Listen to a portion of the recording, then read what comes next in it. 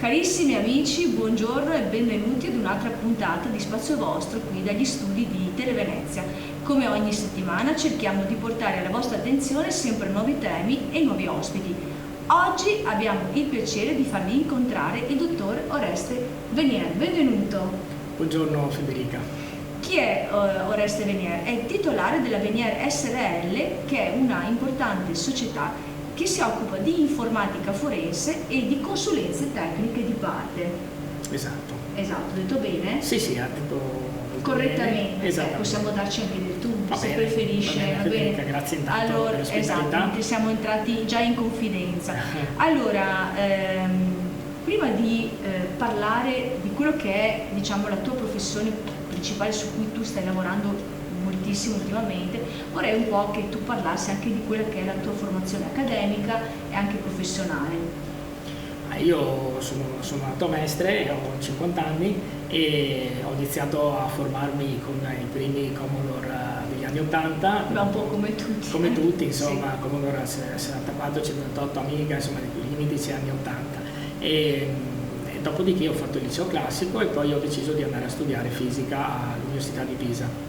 Certo. E lì ho consolidato anche quello che è un po' la programmazione, perché chiaramente nei laboratori bisogna crearsi spesso degli esperimenti o delle... Che tu poi avevi scelto una specializzazione molto particolare, che era la fisica medicale, se non sbaglio. Sì, dopo la laurea, sì, esatto, ho preso la specializzazione in fisica sanitaria. Sanitaria. Sì, che è appunto una branca della fisica che poi è appunto legata alla medicina, alle radiazioni in generale. Esatto, è sempre all'Università di Pisa, sì. Dopodiché sono ritornato qui a Mestre, sì, Veneto, e ho iniziato inizialmente appunto come attività di informatica, perché nei primi anni 2000 c'era molta richiesta, no? Sì. Così, e qualche anno dopo ho iniziato a rendere lavoro, diciamo, quello che era un'altra mia passione, che è l'elettronica. Schede elettroniche di vario tipo, ho lavorato tanto per l'ASM, ora AVM, ho fatto tanti impianti di contaposti per Veneto Strade, sono tutti progetti fatti proprio da zero, alcuni di quali anche brevettati. Quindi da fisico hai sempre avuto la passione per la matematica, l'informatica, è applicata, tutto applicata, sì, non teorica, diciamo, certo, ma molto sì, applicata, sì. Anche per trovare proprio delle soluzioni, soprattutto in dispositivi che potessero consumare molto poco e quindi essere adatti ai pannelli solari. Parliamo di anni in cui queste cose erano ancora poco diffuse, diciamo. Oggi è tutto pannello solare. Perché quando si parla di fisica, scusa se questa digressione, si pensa sempre parlo anche di ragazzi che magari per il futuro immaginano di intraprendere anche questa strada del mondo dello studio della fisica, in realtà poi ha tante applicazioni anche sul pratico, no? Quindi... Assolutamente.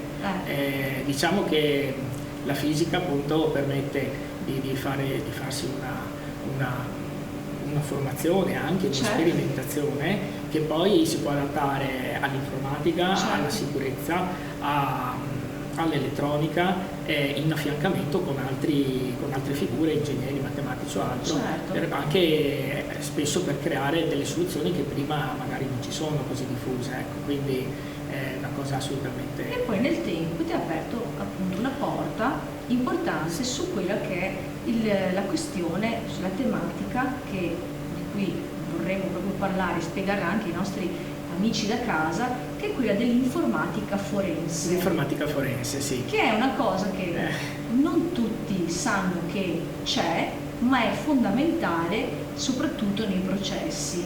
E anche, raccontiamo che cos'è e quali servizi offre. Certo. Ti lascio la parola. In parole povere, l'informatica forense è quella branca dell'informatica che consente di portare in una causa, in tribunale, un qualsiasi reperto informatico. Può essere per esempio un telefono, un PC, un tablet, un sito web o qualcosa. Cioè quando avviene un qualche tipo di illecito, chiaramente è necessario portare una prova in un processo, che può essere un processo civile o penale. Ecco, nel caso dei supporti informatici, visto che i supporti informatici sono facilmente modificabili, perché tutti noi abbiamo un cellulare sappiamo che lo continuiamo a modificare, no?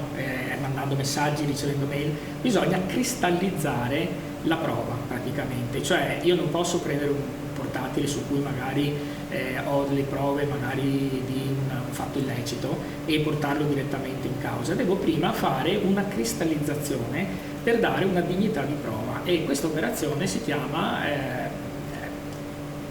copia forense. È una specie di, sostanzialmente, di backup, se vogliamo, che ha però una serie di marcature effettuate da degli strumenti certificati specifici che abbiamo, hardware e software, che consentono di fare una fotografia a un sistema, come appunto un computer, un cellulare, e cristallizzarlo. Cristallizzarlo vuol dire come metterlo in una teca che nessuno può modificare. Frizzarlo, però mentre un backup tutti lo facciamo in sicurezza per i nostri dati, quello è modificabile, no? Perché sono degli archivi. Invece questa copia forense è un backup corredato da una serie di codici che rispecchiano, diciamo, certificano il contenuto di quel backup, diciamo. Quindi facciamo un esempio: qualcuno subisce un torto, qualcosa che non va bene, non gradisce, appunto, oppure delle ingiurie o altro, non so, a livello personale. E il consiglio che lei dà qual è? Quello di non toccare niente? È un po' come una scena del crimine reale, sì. No? Tutti, ormai anche i telefilm, ci sono di tutti i tipi, tutti sappiamo che se c'è una scena di un crimine non bisogna toccare niente, perché anche toccare con le mani si va a contaminare. Anche solo oggi sappiamo che ci sono anche, sfiorando per esempio un coltello, no, per terra, si va a, tipo, mi entrano i ladri in casa, non devo toccare niente perché lascio impronte, contamino col mio DNA e via così. Questo lo sappiamo tutti, anche dai film. Nell'informatica è la stessa cosa. Supponiamo che facciamo un esempio pratico. Supponiamo che io ho un computer, il mio computer, sto ricevendo delle mail magari minatorie, facciamo un esempio, un illecito, un qualcosa che io voglio portare in tribunale. Devo chiamare subito un tecnico forense, come sono io, cioè gente che fa il mio lavoro, per fare questa freezing, diciamo, come hai detto tu, questo backup, questa copia forense che cristallizza la situazione di quel reperto, di quel computer, in quel momento lì, e garantisce. Che non è più manipolabile? Non è più manipolabile perché è un backup che viene corredato da dei codici immutabili. Sono dei codici derivati dal contenuto, in cui basta cambiare anche, ti faccio un esempio, una virgola in un testo di un hard disk con 100.000 file, che questi codici cambiano completamente, si chiamano codice hash, e questi codici sono frutto di un algoritmo matematico riconosciuto a livello mondiale, che fanno sì che nei tribunali, quando viene portata una prova informatica, se portata in questo modo qui, ha una validità di prova, ha una dignità di prova. Ha una dignità di prova, esattamente come se io trovo magari c'è una persona coltellata, no? Allora viene la scientifica, fa i rilievi e quelli hanno validità di prova. Se io prendo il coltello e lo porto alla polizia, l'ho già rovinato.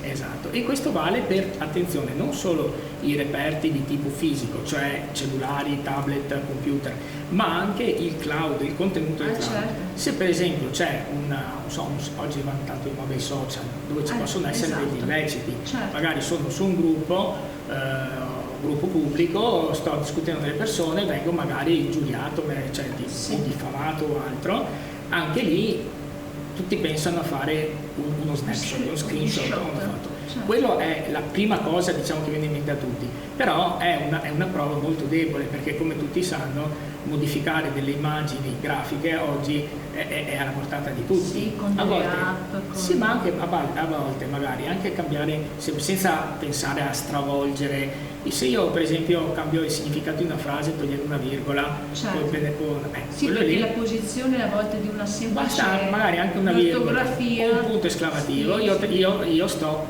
modificando da un significato diverso. Esatto. Allora chi ha solo lo snapshot e lo screenshot ha bisogno di corredare la prova anche con altre cose, con delle testimonianze, con altre cose, mentre se per esempio si rivolge a un tecnico informatico forense e dice su quel sito mi stanno diffamando, oppure anche semplicemente stanno mostrando un prodotto in contraffazione, qualunque cosa che faccia parte del mondo web, l'informatico forense ha degli strumenti per fare praticamente uno snapshot, un filmato di quello che si vede, ma con dignità di prova, perché registra anche tutta una serie di accortezze della rete usata, tutti i dati scambiati dietro, tutta una serie di cose che lo rendono una prova molto più solida.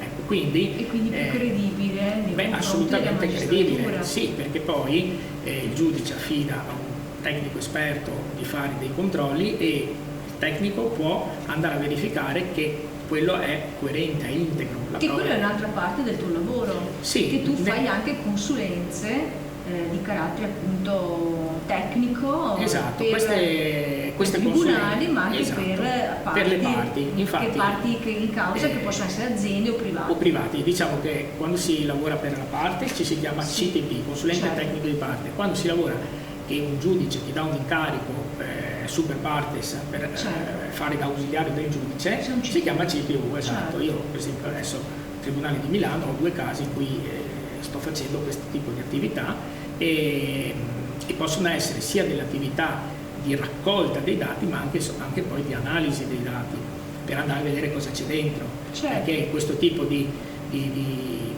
backup prendono anche per esempio tutti i file cancellati, cioè riescono poi a scavare dentro con questi strumenti forensi dentro la storia del computer che stai esaminando o dei file che stai esaminando.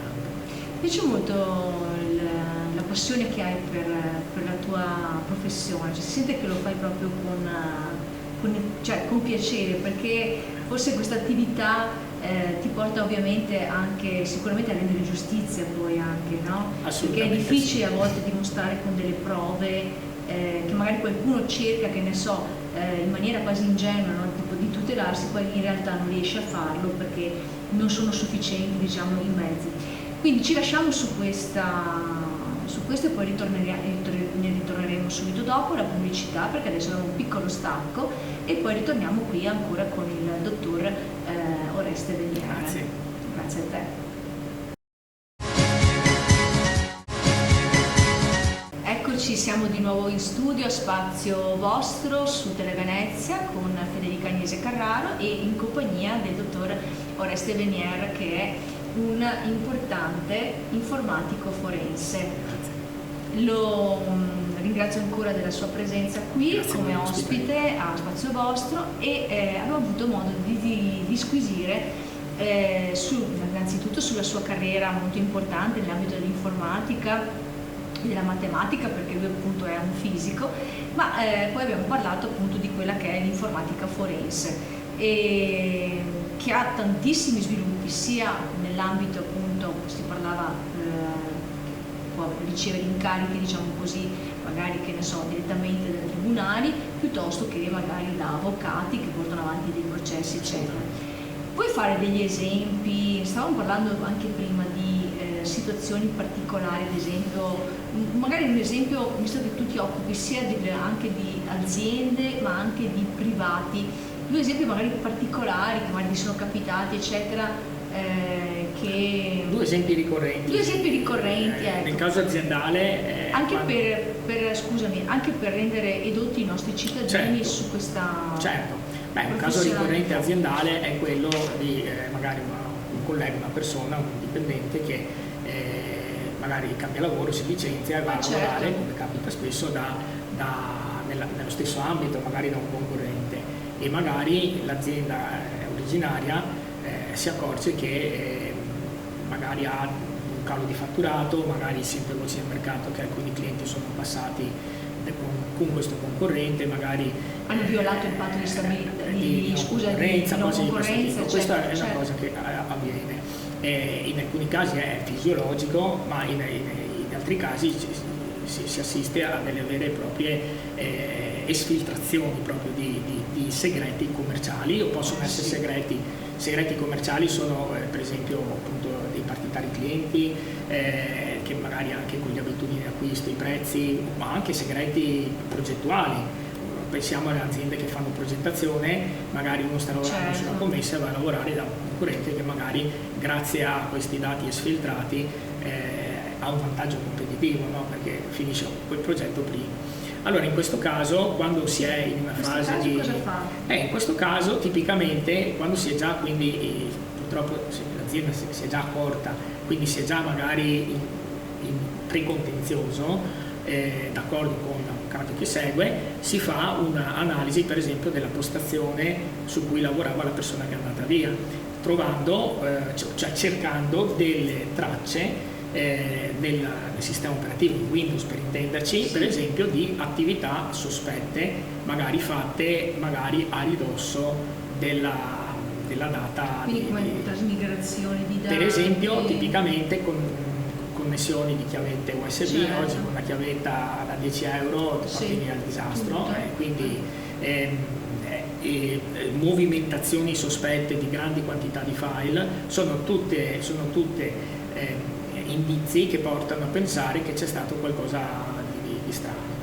Però questo attività che magari potrebbe fare anche addirittura un tecnico interno dell'azienda, non avrebbe validità di prova, mentre chiamando un informatico forense si ha la garanzia che quella postazione viene cristallizzata nel tempo, esattamente, si rende una prova, dopodiché sulle copie forensi si fanno delle analisi, si fa una relazione tecnica ed eventualmente si sottopone a un giudice l'opportunità di fare degli accertamenti magari presso il concorrente o presso l'abitazione della persona che è andata via. Qui siamo sul civile, ma anche sul civile. Qui siamo sul civile di tipo cautelare, cioè quando un'azienda chiede un provvedimento d'urgenza in via cautelare che non è rivolto a dei danni, ma a costruire una prova per esempio anche per dare subito un'inibitoria, cioè se dal concorrente poi si trovano, il giudice autorizza ad andare a vedere cosa ha in casa e si trovano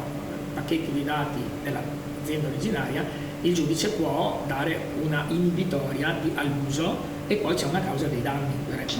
Nel campo più dei privati, diciamo, dei cittadini, allora normalmente il grosso oggi molti illeciti si subiscono anche spesso sui social, no? Perché sui social tutti si sentono magari più, si chiamano i presidenti leoni da tastiera, titolati haters, esatto, e molti si spingono anche su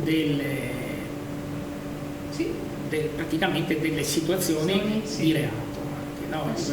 Allora in quel caso che non andiamo a guardare il computer o il cellulare della persona, se è per esempio su un social pubblico o comunque con delle credenziali che possa entrare dentro un gruppo magari cittadino, no? Dove magari la gente si insulta, lì facciamo la stessa cosa ma sul cloud, cioè direttamente sul social network, quindi andiamo a fare un'acquisizione web forense ma del web, quindi di quello che è il social, quindi i commenti, tutto quello che vedrebbe una persona normale, ma lo facciamo non facendo un mero screenshot, ma facendo proprio una acquisizione di tutto il flusso di dati che scorrono sulla linea telefonica con le nostre apparecchiature nella nostra sede, in modo da andare a comporre un fascicolo, diciamo, in cui il giudice poi vede quello che vediamo noi, cioè gli insulti, per esempio l'illecito, ma dietro c'è tutta una serie di dati acquisiti che danno dignità a questa prova.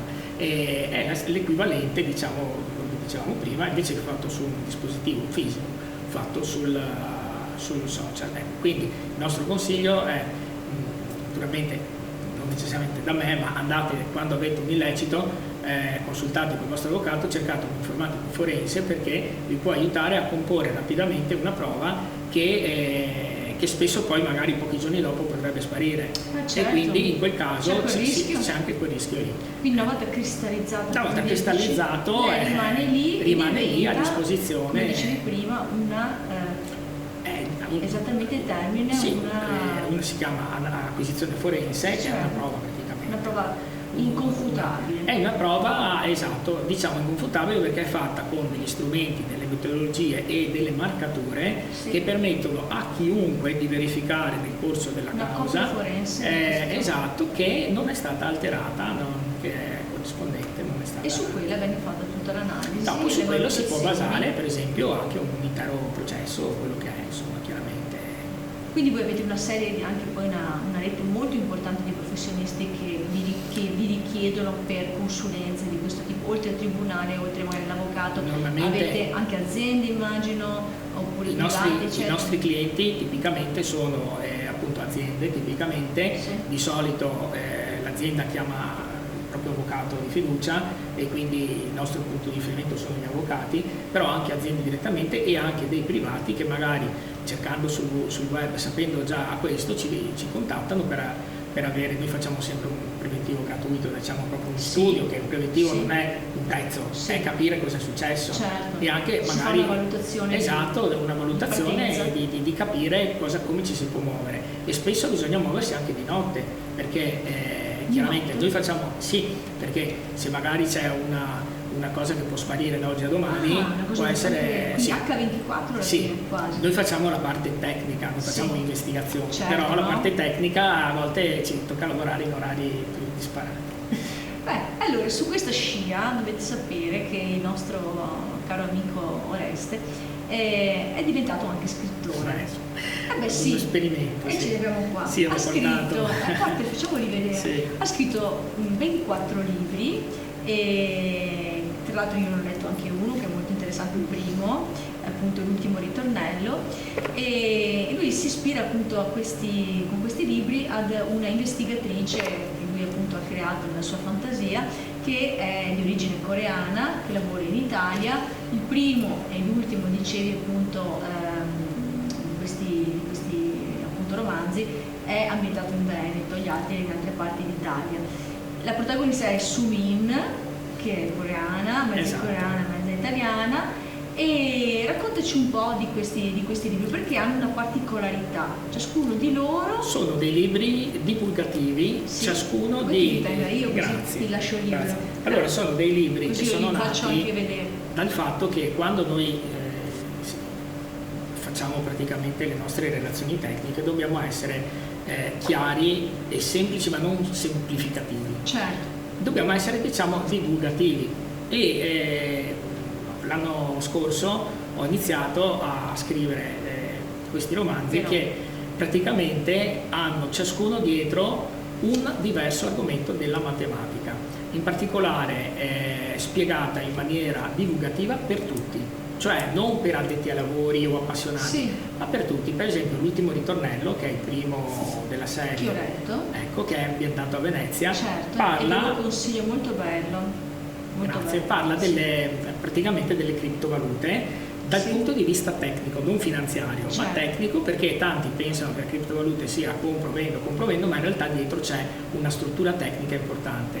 È una storia realistica, sono storie realistiche, quindi non con i computer della NASA in garage, ma collocate nel tempo e nello spazio in modo realistico, per cui io ho appunto dei lettori che l'hanno letto, che non sapevano niente magari di devo dire la verità che ho imparato qualcosa sulle criptovalute dopo averlo Grazie, mi fa piacere, perché il suo scopo è praticamente divulgativo, proprio di insegnare qualcosa di matematico. Perché gli stessi personaggi, in particolare la Sumin, che è questa protagonista, che è una giovane criminologa italo-coreana che viene in Italia a fare il master, diciamo, no? E con i carabinieri, e praticamente partecipa ad alcune indagini, e le cose tecniche vengono spiegate dai vari personaggi, che possono essere lei, il suo socio che è un matematico, ma anche altri personaggi minori del libro che concorrono a presentare. Il primo, anche se il primo è sulle criptovalute, sul Bitcoin, proprio il Bitcoin dalle origini a oggi. Il secondo, Codice di squadra, invece parla dei portafogli digitali ed è praticamente sempre basati sulla crittografia. In particolare parla di un allenatore di calcio e di un segreto che condivide con la sua squadra. E Segnali nascosti, ambientato al castello Scaliger di di Verona, di Certo. Soave, provincia di Verona, e durante una mostra di maschere coreane avviene un furto e nessuno riesce a capire come è stato possibile, ed è stato possibile tramite una tecnica che usava anche ai tempi di Giulio Cesare. Infatti c'è uno spaccato nella storia dell'antica Roma sulla steganografia, che è l'arte di nascondere le informazioni alla luce del sole, come quando si mette sul balcone magari un maglione rosso piuttosto verde per far capire a determinate persone qualcosa. Certo. L'ultimo, che è uscito in concomitanza, questa saga è stata selezionata per essere esposta alla fiera Salone Internazionale del Libro di Torino. Complimenti. E praticamente Entropia Quindi Zero lì? è l'ultimo, è uscito 2 mesi fa, che parla di numeri casuali. Ogni volta che noi interagiamo in internet con i simboli del lucchetto, no? Della navigazione, oppure anche WhatsApp, cioè tutto crittografato, e la crittografia ha tantissimo bisogno di numeri casuali, come i dadi, diciamo. Sì, esatto, questo romanzo racconta di un'azienda americana che produce dei chip per creare questi numeri casuali, che durante una fusione qualcuno vuole fare un doppio gioco e sostanzialmente mettere a repentaglio la sicurezza informatica del continente. Benissimo.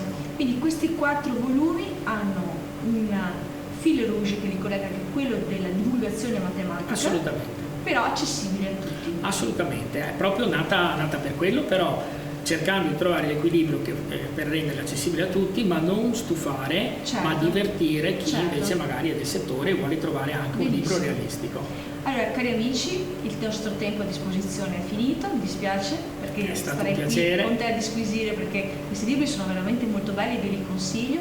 Vi ringrazio di essere stati qui a Spazio Vostro anche questa settimana con me e con il dottor Oreste Venier, titolare appunto di Venier SRL. Se vuoi dare anche dei riferimenti per essere contattato. Il nostro sito è www.venier.srl, quindi .srl, e lì ci sono tutti i nostri contatti telefonici, mentre i libri sono disponibili su Amazon. Cercando il mio nome. Avete capito, oggi abbiamo parlato di una tematica nuova, quella appunto dell'informatica forense. Sono molto lieta di aver appunto contribuito attraverso un grande esperto che con semplicità, perché non è così semplice da spiegare, siamo riusciti, penso, insomma, a darvi delle informazioni in più anche su questo tipo di professionalità, e anche per un futuro, magari per chi voglia intraprendere questo tipo di attività. Detto questo, vi saluto e vi do appuntamento ad un'altra puntata la prossima settimana. Grazie ancora, arrivederci, e vi ringrazio di essere stati con noi. Grazie, dottor Venier. È stato un piacere, grazie.